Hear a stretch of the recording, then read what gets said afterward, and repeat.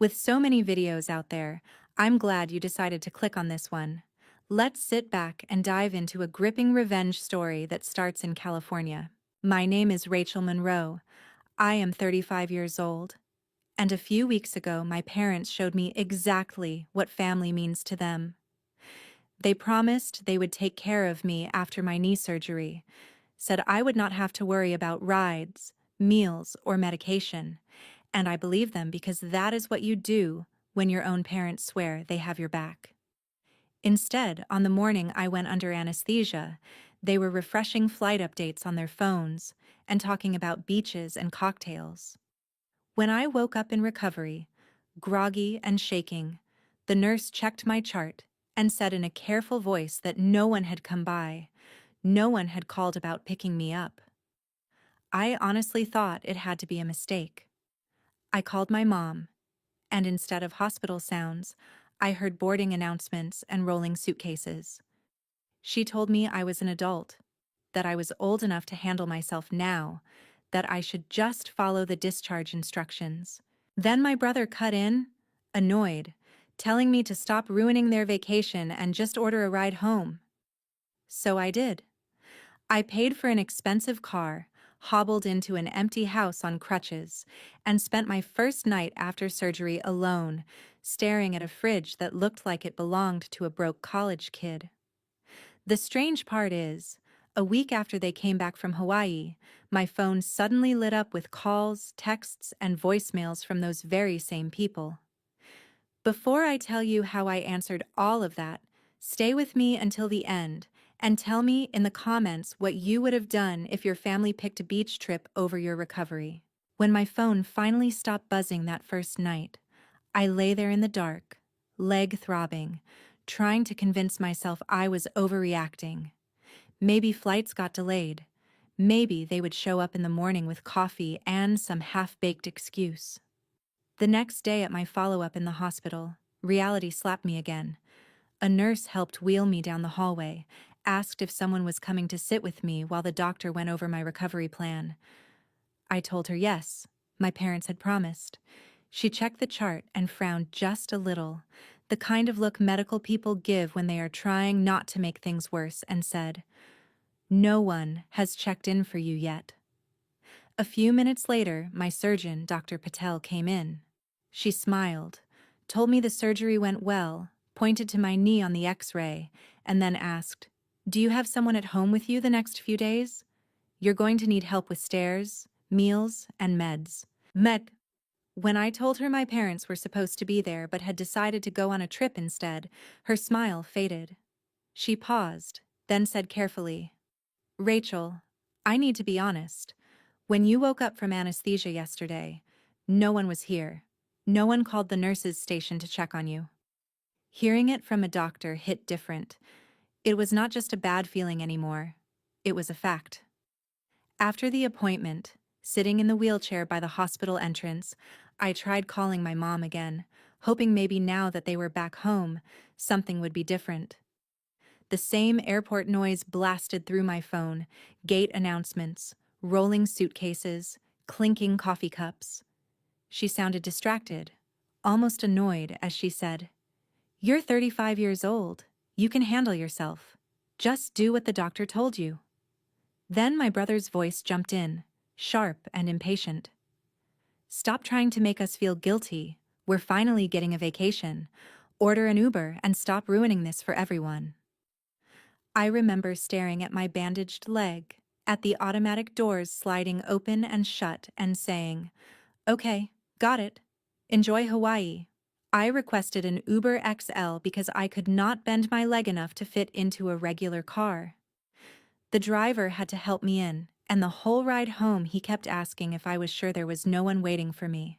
When I hobbled into my in-law suite under my parents' house, the silence was loud. No note, no stocked fridge, no pill organizer set up, nothing. The upstairs lights were off, suitcases gone, thermostat set low to save money while they were away. I used my crutches to shuffle to the kitchen and opened the fridge to find half a jar of pickles, some expired yogurt, and a bottle of mustard. That was my post-surgery support system. I microwaved a frozen burrito I found in the back of the freezer, propped my leg up with pillows, and set alarms on my phone for every dose of medication so I would not miss anything. Every time one of those alarms went off in the middle of the night, it reminded me that the people who promised to be here had chosen palm trees and Mai Tais instead. And at that point, I had no idea that their choice was going to end up costing them a lot more than the price of that vacation. The first 48 hours at home felt like some weird social experiment where I was the only one who did not know the rules. My leg throbbed every time I shifted, my head was fuzzy from the anesthesia, and even simple things like getting a glass of water felt like a small hike.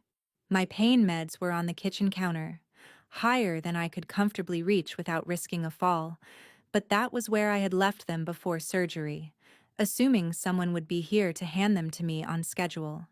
By the second day, the last frozen burrito was gone, and I realized I needed real groceries, so I pulled out my phone and ordered Instacart, lots of easy things I could heat up, bottled water, fruit, soup. I added a note begging the driver to leave the bags just inside the door if possible, because I was recovering from surgery and on crutches. When the notification popped up that the order had been delivered, I opened my door and saw every bag sitting neatly on the top step of the exterior stairs, outside the main entrance to the house, not down by my in-law suite. It had started to rain, that light coastal drizzle San Diego gets, and the paper bags were already sagging. I stood there at the bottom of the steps on my crutches, staring up at my dinner getting wetter by the second. And for a minute I honestly thought I might just sit on the floor and cry. Instead, I swallowed it down, put one crutch aside, and half crawled, half dragged myself up the steps, sliding the bags down one by one, my knees screaming the whole time. Halfway through, I heard a voice behind me. "Rachel? What on earth are you doing?" It was my neighbor, Miguel Alvarez, the guy who has lived next door since I was a teenager. He took one look at my bandaged leg and the soaked grocery bags and did not ask any more questions. He just said, "Go sit down, I've got this," carried everything down to my door, and then came back an hour later with a pot of homemade chicken soup. When he asked where my family was, I lied automatically and said, "They're on a trip. They'll be home soon," because somehow admitting the full truth out loud made me feel even more pathetic. That night, scrolling through Instagram, the lie felt paper thin. My brother had posted a boomerang clinking cocktails on a plane, captioned, "Finally, paradise." His girlfriend had a selfie of the four of them in front of a Maui sunset with the caption, "Nothing better than family time in Hawaii." In the background, I could see my mom in a floppy sun hat and my dad holding a coconut drink, everybody grinning like they were in some travel ad. I sat there on my sagging couch, ice pack on my knee, half-eaten soup on the coffee table, and it hit me like a truck that we were living completely different realities. They were out there hashtagging blessed, while I was literally crawling for groceries. That was the moment something shifted. I opened the Notes app on my phone and started typing a list titled, "Things I've Done for Them." At first, it was just a few lines. Set up Mom's heart specialist portal, called insurance to fight a billing error for Dad, drafted my brother's first big brand contract so he would not get screwed over. But once I started, more and more memories surfaced. Late nights on the phone with the IRS fixing a tax notice my dad almost ignored. Hours spent on hold with airlines rebooking my mom's flights when she messed them up. Creating spreadsheets for my brother's freelance invoices so he would not miss due dates. Every entry had a date, a dollar amount, or at least a rough estimate of how much time I had poured into it. The more I wrote, the more this sick, heavy feeling in my chest started turning into something sharper and cleaner. I realized I had not just been helping out, I had been quietly keeping their entire lives running.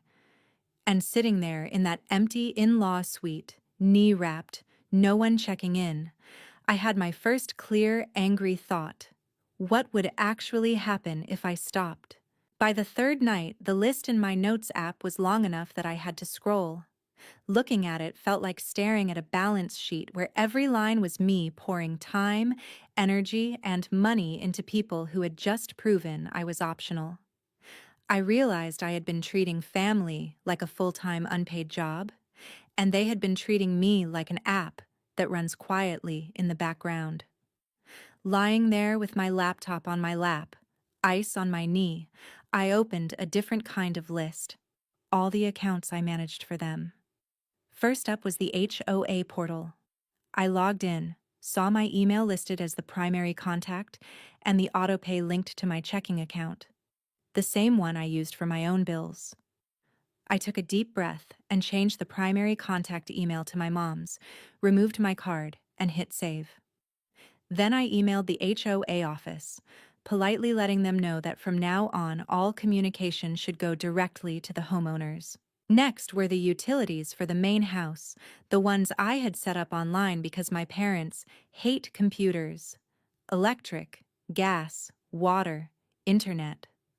On each site, I checked who was listed as the account holder and how the bills were being paid. Where my card was attached, I deleted it. Where my email was listed as the main contact, I swapped it for theirs. I did not shut anything off, did not change any names to anything petty. I just quietly stepped out of the middle. Every time I made a change, I took a screenshot and dropped it into a private folder labeled "For My Records," because I knew exactly how this family operates when something goes wrong. They look for a scapegoat. Then I opened the shared cloud drive I had built for my brother's freelance work. All his client folders, contract templates, invoice formats, tax documents, everything. I checked the permissions and saw my name as the owner, his and his girlfriend's as collaborators. I changed ownership to him and removed myself. No big speech, no warning, just a clean handoff. If he wanted to be the grown-up artist who did not need a boring spreadsheet person, he could finally see what that actually meant. The last thing I touched that night was the so-called Family Emergency Fund. It was a small joint savings account we had set up for unexpected expenses, but somehow I was the only one consistently putting money into it. I logged in, checked the deposit history, and almost laughed when I saw my transfers lined up month after month. I calculated roughly what I had contributed, transferred that amount back to my personal account, and left the rest. Then I sent the bank a message removing myself as a point of contact on the account. By the time I shut my laptop, my knee was aching, but my mind felt weirdly clear. I turned my phone to Do Not Disturb and adjusted the settings so only true emergencies, like the hospital or Miguel, could get through. Upstairs, the house was dark and quiet. Suitcases gone, thermostat turned down to vacation mode. On my phone screen, my brother's newest vacation story loaded. Him on a surfboard, my parents cheering from the sand. The caption, "This is what life is all about." I stared at it for a second, then closed the app. If that was what life was all about for them, then they could start living all of it, including the boring, stressful parts I had been quietly handling for years. Their flight home was in a couple of days. For once, I did not feel nervous about what would happen when they walked through the door. I was almost curious. They flew back from Hawaii on a Sunday. I knew because I saw the flight info in the family calendar, the same one I use to manage doctor appointments and tax deadlines. I heard their suitcases rolling across the floor upstairs, muffled voices, the front door opening and closing. No one came downstairs to check on me. No, "How's your knee?" No, "We're home." I just lay on my couch, leg propped up, listening to cabinets slam and the TV turn on, like I was a tenant, and they were the landlords who barely remembered I existed. The first crack in their perfect little world showed up 2 days later. I was drinking coffee when my mom called. No hello, just, "Rachel, the HOA just emailed us saying our account is past due, and if we don't pay by the end of the month, They can start the lien process. What did you do? Her voice was high and frantic, that edge she only gets when something touches the image of the house. I kept my voice calm. I didn't do anything to the HOA. I just removed my card and my email from the account. It's your house. You'll need to handle the payments directly. She snapped, "You can't just dump this on us. We don't know how any of that works. We're family. We help each other." I let that sit for a second, then said, "Family takes care of family, remember? You made that speech before you got on the plane." There was a long pause. Then she huffed, "This is not the same thing," and hung up. A few hours later, my dad texted asking why he could not log into the utility app, why the password he always used did not work. I told him, "You'll probably have to reset it or call customer service. The accounts are under your name now." He answered with a thumbs down emoji and nothing else. That night, around 9, someone pounded on my in-law suite door hard enough to rattle the frame. "Rachel, open the door." It was my brother. I stayed on the couch and called back, "What do you want?" He scoffed loudly through the thin door. "My client needs their invoice and everything in the drive is a mess. I can't find the files I need. You changed something, didn't you?" I said, "I transferred ownership to you. It's your business. You said you didn't need me, remember?" He let out this humorless laugh. "So you're punishing all of us because we went on one trip?" I took a breath and answered honestly, "I'm not punishing anyone. I just stopped doing work no one appreciated. You told me to handle myself. I'm doing exactly that." He swore under his breath and muttered something about me acting like a victim as he stomped back upstairs. The next day, my Aunt Pat texted me out of nowhere. "Hey kiddo, your mom is really stressed about bills and the HOA stuff. She says you're being unreasonable. Maybe don't make this bigger than it has to be, okay? At the end of the day, they're still your parents." I stared at her message for a long time, then scrolled back to the photos I had taken the week of my surgery. My swollen knee wrapped in bandages, the empty fridge, the rain-soaked grocery bags on the steps. I sent her one picture of the crutches leaning against the door, captioned, "This is what my parents chose to leave behind." She read it and never replied. And as the days went on, it became very clear that a few overdue bills were just the beginning of their problems. The fallout started small and then snowballed. 2 days after my brother pounded on my door, I heard him stomping around upstairs, doors opening and closing, his voice getting louder on the phone. Later that afternoon, my phone buzzed with a text from him. "My biggest client is threatening to pull the plug because invoices are late and the paperwork is a mess. You know how to fix this stuff. Just help me this once." I stared at the message and thought about all the times "just this once" had turned into always. I wrote back, "You have full access to your drive and your clients. You're the business owner. You'll need to handle it." He replied with 3 angry text bubbles in a row, calling me petty and selfish, and then sent a screenshot of an email where the client said if they did not get clean paperwork by the end of the week, they were moving on. I put my phone face down and went back to the spreadsheet I was working on for my own job. For the first time in years, I was using my organizational skills on my own life instead of cleaning up everyone else's mess. Meanwhile, my mom was having her own crisis. One morning, she knocked lightly on the top of my stairs and called down, "Rachel, I can't get into my medical portal. They changed the website again. Can you come up and fix it?" I stayed on the couch and said, "There's a forgot password link on the login page. You can reset it with your email." She let out a frustrated noise. "You know I hate that stuff. Can't you just do it?" I answered, "I'm still recovering. I'm focusing on my own health. You can call the clinic. They'll walk you through it." She muttered something under her breath about how ungrateful I was and walked away. A day later, my dad cursed loud enough for me to hear through the ceiling because the internet cut out right before his favorite show. It came back on eventually, but not before he called the provider and spent 40 minutes on hold. Something I used to do for him without him even noticing. Then came the pool. Before my surgery, I had prepaid and scheduled the pool service for the whole summer because my parents kept forgetting and the water kept turning cloudy. With my card removed and my email off the account, the service tried to charge the main house and failed. They sent an email to my parents that, of course, no one read. Within a week, the pool went from clear blue to a cloudy green science experiment. My mom had planned a welcome home from Hawaii barbecue with her friends from church, complete with photos printed from the trip. 2 days before the party, the pool guy finally reached my dad by phone and told him they were behind on payments and he would not send anyone out until the balance was cleared. By the time my parents went outside to look, the shallow end was tinted green and there was a slick on the surface. I heard my mom's horrified, "Oh my God, Gary!"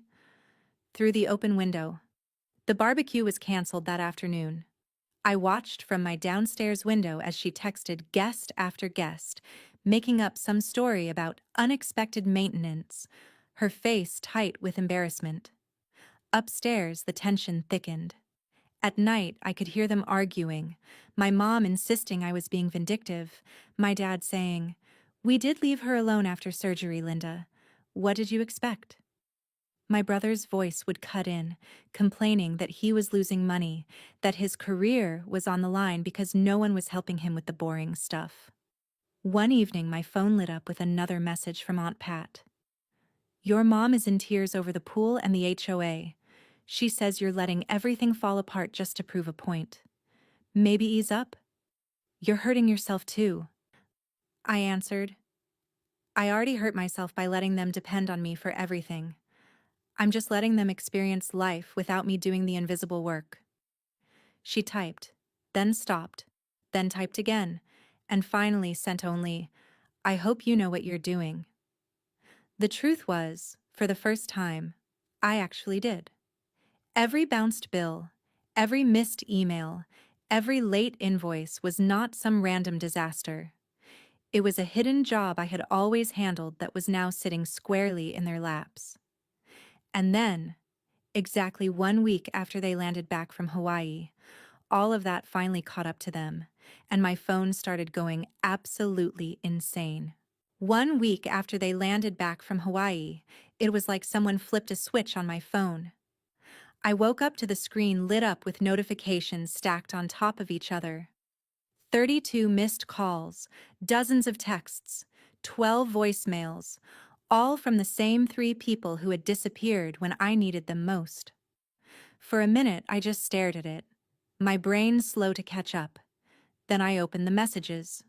My mom's texts were a mix of guilt and blame.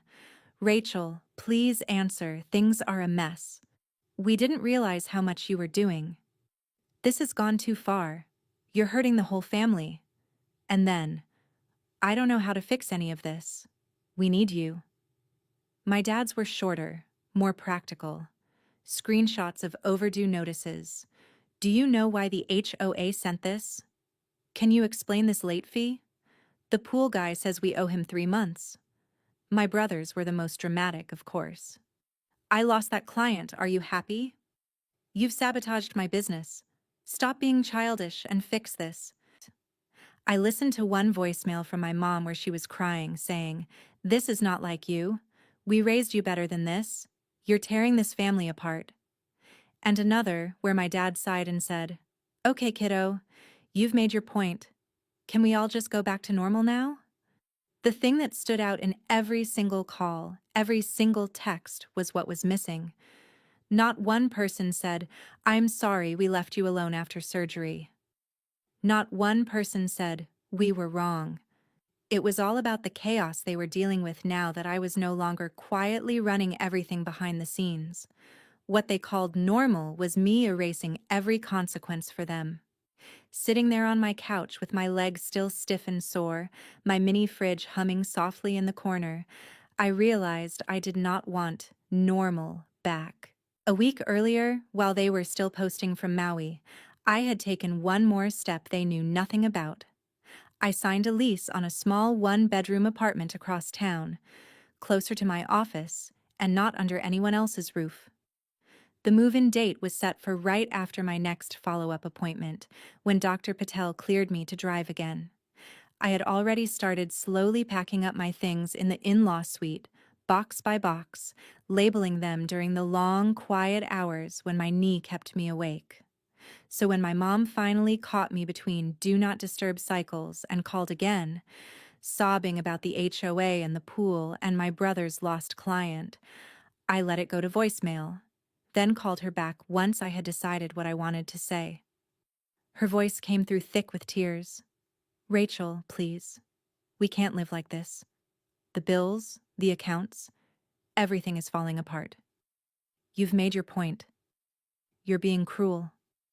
Families don't treat each other this way." I waited until she ran out of words, then answered calmly, "You're right. Families shouldn't treat each other this way. You left me alone after surgery without food, without a ride, without even a check-in call. You chose a vacation over my basic safety. I just stopped doing jobs you never appreciated in the first place." She tried to interrupt, but I kept going.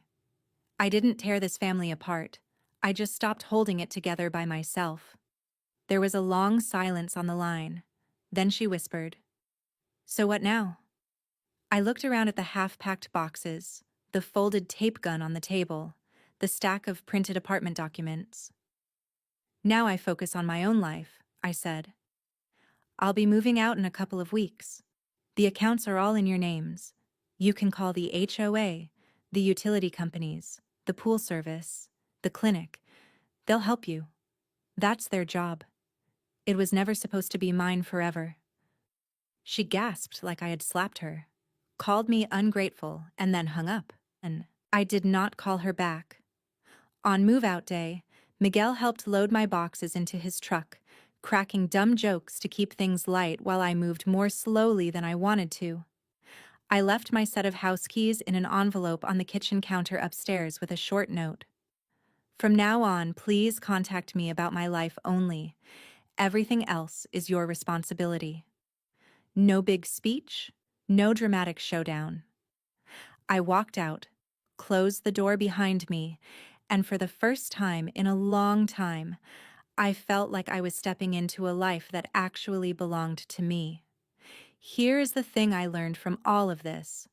When you are the person who quietly keeps everything running, people will often not notice until you stop. They will call you selfish, dramatic, ungrateful, because it is easier than admitting they took you for granted. Setting boundaries is not revenge, it is self-respect. You do not have to burn your whole family to the ground, but you are allowed to stop being the unpaid manager of everyone else's chaos, especially when they choose their comfort over your well-being. If any of this sounds familiar, please know you are not crazy or cruel for wanting something different. Start small if you have to. Ask for help. Talk to a therapist or a trusted friend. But do not keep bleeding yourself dry just so other people never feel uncomfortable. As for my parents and my brother, they eventually figured out how to pay their own bills and call customer service. Some days they send me short, stiff texts with updates, and some days there's silence. But my knee is healing, my new place is quiet, and my life finally feels like mine. What would you do if your family chose a beach vacation over your surgery recovery? Tell me in the comments, because I read every single one. Our team at Revenge Argon is dedicated to crafting engaging, meaningful storylines that explore complex family dynamics and personal boundaries. We promise that this is a fictional story, created solely to share life lessons and positive educational messages with our viewers. Rachel's way of handling this situation is calm but firm. She doesn't scream or attack anyone.